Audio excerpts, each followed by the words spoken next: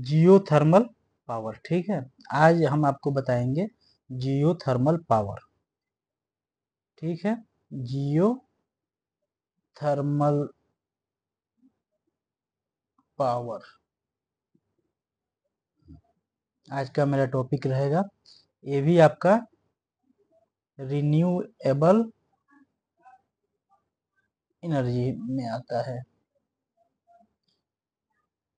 ये होता क्या है, जियोथर्मल पावर होता क्या है? ये होता है आपका जियोथर्मल एनर्जी से जो इलेक्ट्रिसिटी जनरेट होता है उसी को हम जियोथर्मल पावर बोलते हैं। ठीक है, इसको लिख देते हैं।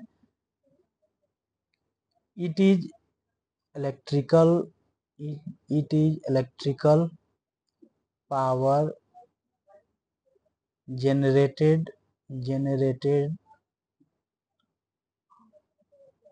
from geothermal energy. ये आपका हो गया जियोथर्मल पावर का डेफिनेशन। शॉर्ट में आप ये बोल सकते हैं। ठीक है, जियोथर्मल एनर्जी से जो इलेक्ट्रिसिटी पैदा होता है, जनरेट होता है, उसी को हम बोलते हैं जियोथर्मल पावर। ठीक है, अब आपको हम बता रहे हैं इसके बारे में टेक्नोलॉजीज इन यूज। इसमें जो जो टेक्नोलॉजी यूज होता है उसके बारे में बता रहा। एक होता है फ्लैश स्टीम पावर स्टेशन, एक होता है dry steam power station and binary cycle power station. इसमें 3 टाइप्स होते हैं। ठीक है, जियोथर्मल इलेक्ट्रिसिटी जनरेशन जो होता है इज यूज्ड इन 26 कंट्रीज। इसका इस्तेमाल जो है 26 मुल्कों में होती है। ठीक है, while geothermal heating is used in 70 country. लेकिन जो जियोथर्मल हीटिंग जो है वो 70 कंट्रीज में यूज होता है। History and development in 20 century led to consideration of geothermal power as a generating source. 20वीं सेंचुरी में इसको कंसिडरेशन में लाया गया। ठीक है, geothermal power as a generating source के लिए। ठीक है, इसका डिस्कवर किसने किया था?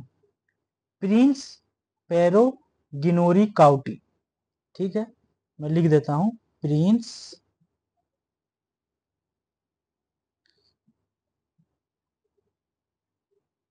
Pyro गिनोरी county. ठीक है, इन्होंने सबसे पहले इसको डिस्कवर किया था। Tested the first geothermal power generator on 4 July 1904 1904 in Larderello, Italy. It successfully led 4 light bulbs. In 1911, the first commercial geothermal power station was built there. Resources enhance geothermal system। ठीक है, अब इसका जो resources है, enhance geothermal system जो है, उसके कुछ टॉपिक्स होते हैं। ठीक है, क्या क्या चीज जरूरत होता है इसमें वो मैं आपको बता रहा हूँ।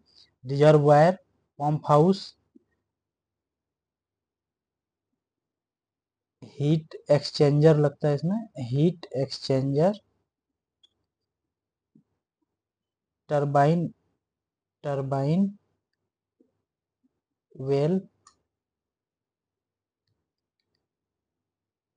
Production well,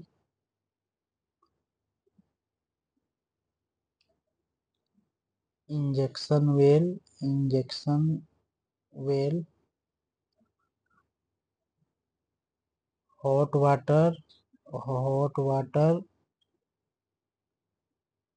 to district heating. The earth content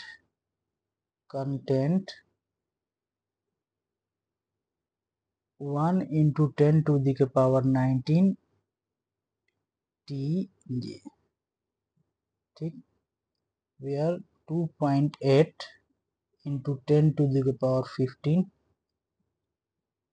TWH our, इतना अर्थ रखता है, अर्थ के पास होता है।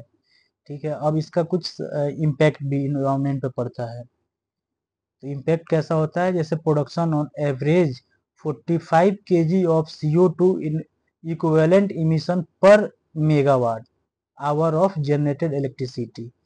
kg CO2 equivalent per megawatt hour. इसका इकोनॉमिकल, ये इकोनॉमिकल होता है क्योंकि इसमें फ्यूल नहीं लगता है, रिक्वायर्स नो फ्यूल, इसलिए इकोनॉमिकल है। ठीक है। Thank you for watching my videos. Please subscribe, like and share my channel.